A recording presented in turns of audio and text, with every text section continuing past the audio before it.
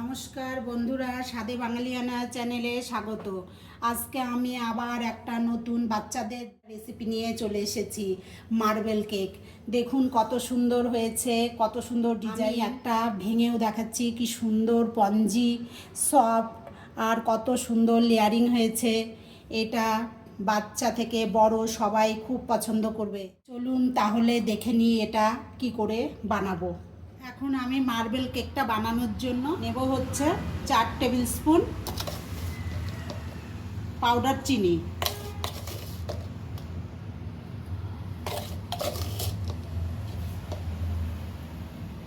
2 table spoon দই। যেহেতু আমি ডিম দেব না সেহেতু আমি দই দিব, আপনারা ডিম দিলেও দিতে পারেন। আর দেব হচ্ছে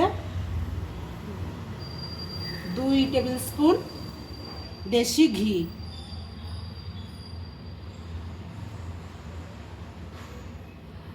এখন আমি ভালো করে মিশিয়ে নেব।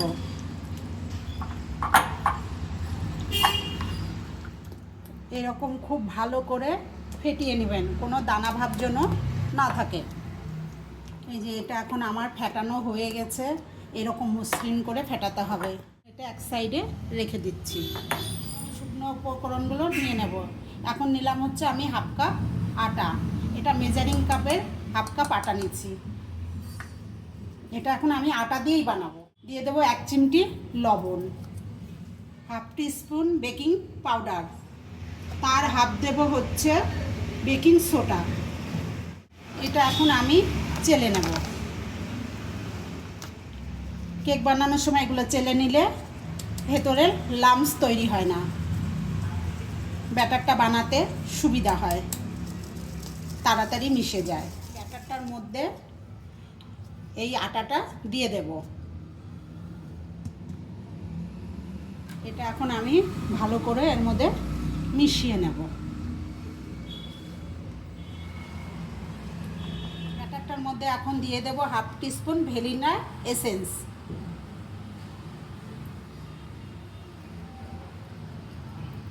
এর মধ্যে ভালো করে মিশিয়ে নেব। ঘরে থাকা দুধ,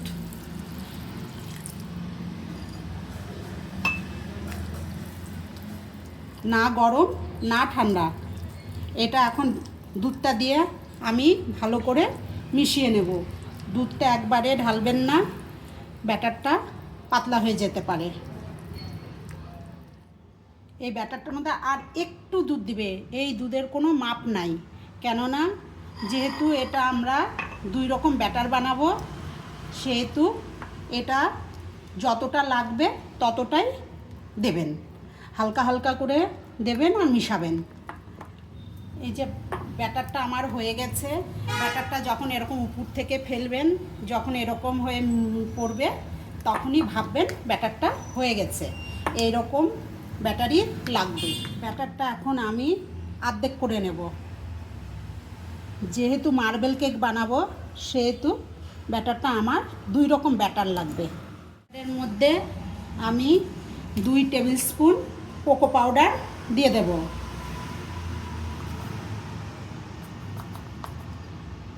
এর মধ্যে সামান্য একটু দুধ দিয়ে দেব। যেহেতু কোকো পাউডার দিলাম সেহেতু এখন এর মধ্যে একটু দুধ লাগবে। এটা এখন ভালো করে মিশিয়ে নেব। আমার এই ব্যাটারটাও এই রকমই লাগবে, কেন খুব বেশি পাতলা হয়ে গেলে দুটো ব্যাটার যখন আমি ডিজাইন করব তখন মিশে যাবে, যার জন্য এই ব্যাটার করাটা খুব সমস্যা। পারফেক্ট না হলে হবে না। এই যে এখন আমার দুটো ব্যাটারি রেডি হয়ে গেছে। এখন আমি মোলটা তৈরি করে নেব। তাওয়া বসিয়ে দেব, গ্যাসটা এখন জ্বালিয়ে দেব। তাওয়াটা যখন পুরো হিট হয়ে যাবে তারপরে এই তাওয়ার উপরে আমি মোলটা বসাবো। আমি আপ্পাম প্যান নিয়ে নিয়েছি, এর মধ্যে এখন আমি ব্রাশ দিয়ে ঘি দিয়ে ব্রাশ করে নেব। 2 চামচ নিয়ে নিয়েছি ব্যাটারটা দেওয়ার জন্য, তাহলে একই মাপ হবে। একটা আমি এই ব্যাটারে দেব, একটা এই ব্যাটারে দেব। এখন আমি এখান থেকে অল্প অল্প করে নিয়ে পুরো মোলটার মধ্যে একবারে দিয়ে দেব। আপনারা একটা একটা করেও দিতে পারেন, কিন্তু একবারে দিলে বেশি সুবিধা হয়। এখন আবার এই ব্যাটারটা দেব।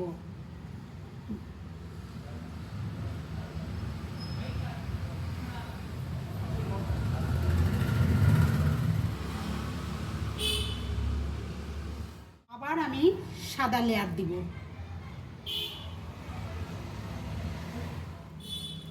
আবার আমি এটা আরেকটা লেয়ার দিব।